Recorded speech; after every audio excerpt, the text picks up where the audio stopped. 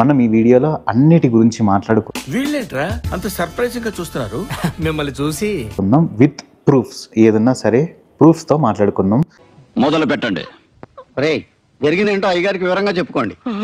నా మీద 2020 నుంచి స్టార్ట్ చేసిండు అనమాట వీడియోస్ తీయడం. 2020లో ఒక 5-6 వీడియోస్ తీసిండు, తర్వాత మళ్ళీ 21లో తీసిండు, 22లో తీసిండు. ఏదైనా ఒక విషయం సగం వింటానికే చిరాకు నాకు, రెండోసారి కూడా వినాలా? మళ్ళీ కమర్షియల్ వ్యక్తి ఎవరైనా ఉన్నారు, యూట్యూబ్ కి ఒక చీడ పురుగు అనే ఎవరైనా ఉన్నారు అంటే అది ఈ నా అన్వేషణ పర్సనే. ఇంతటి మర్యాదస్తుని పట్టుకుని ఎంగులాకులు ఎత్తే ముష్టోడు అన్నాడు రా.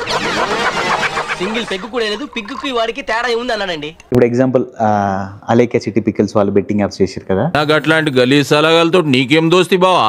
ఎదవ బావా వాడు, చెప్తే వించావుడు, రాసి పెట్టింది అట్లా మనం ఏం చేస్తాం? మా చెల్లి అండి నన్ను చూసి నా మొక్కం చూసి వదిలేయండి, తప్పైపోయింది అది ఇదని చెప్పేసి అన్నాడు. దయచేసి ఈ లెటర్ ఆయన చూపించద్దు, ఎందుకంటే ఆయన అస్సలు నమ్మరు. నేను నమ్మను. ఎందుకు నమ్మరు సార్?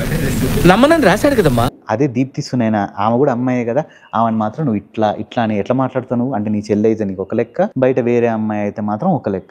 అతను నీలాంటోడు కాదు. ఏమన్నావు? కొంచెం జనాలని రెచ్చగొట్టడానికి బాగా రెచ్చగొడతాడు అనమాట, మాయ మాటలు చెప్పి. రెచ్చిపోతావా?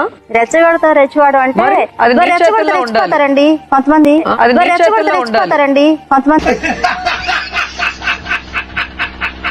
దేవుడు వీడికి ఒక మంచి టాలెంట్ ఇచ్చినమాట. ఏంటంటే అబద్ధాన్ని కూడా నిజం లెక్క చెప్తాడు.